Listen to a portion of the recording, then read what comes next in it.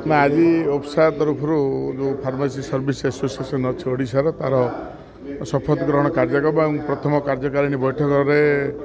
आज अनुष्ठित होती जो किसी समस्या रही जो दरमा मूल दरमा सहित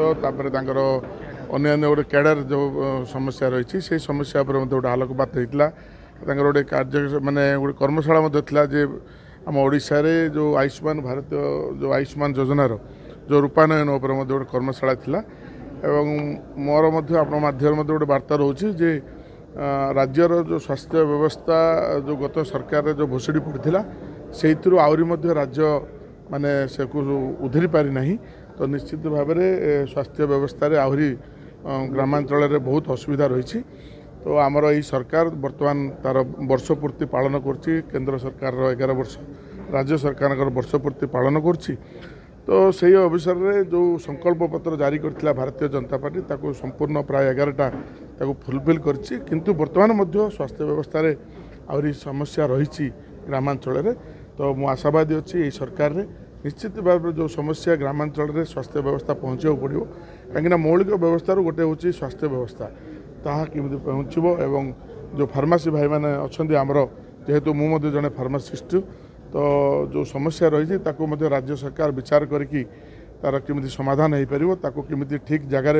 उपस्थापन करिकी समाधान हो पारिबो से उपरे मोर चेष्टा जारी रहइबो जे माननीय समीर महांती आसथिले कालिंदी भाई आसथिले एवं स्वास्थ्य मंत्री मध्य आसीबार थिला तो मुख्यमंत्री एवं स्वास्थ्य मंत्री सहित आलोचना करिकी फार्मासी भाई मानकर जो समस्या रही ताको किमिति दूरे हो पारिबो एवं ग्रामांचल रे मध्य फार्मासिस्टर अवस्था माने अभाव मध्य रही जमी नुआ रिक्रुटमेंट भी हो पारिबो ता उपरे मध्य राज्य सरकार सहित आलोचना करिकी तार समाधान किंतु हेबो सेतिप्रति आमर प्रयास जारी रहइबो। फार्मासी ऑफिसर्स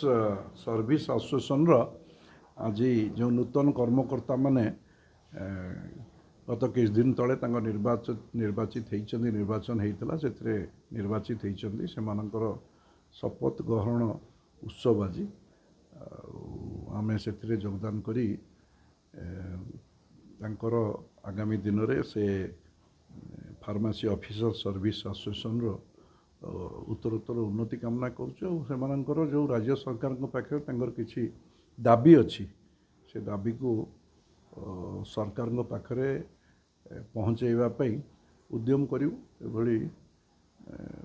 तांकर शपथ ग्रहण उत्सव रे आमे प्रतिश्रुति देकी जाऊँ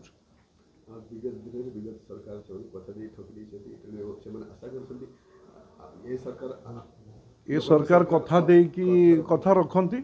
ये विभिन्न कथा आमे देखी चलुनी वर्षक भितर ये मुख्यमंत्री मोहन बाजी जहाँ निर्वाचन पूर्व सब पार्टी जो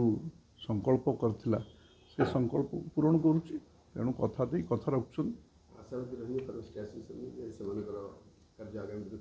निश्चित रूपे ये विषय सरकार पाखरे आमे दलर नेतृत्व भाव में आम पाखे पहुँचेबू जो दाबी तांकर जेन्युइन अच्छी ताको सरकार ग्रहण करिया उचित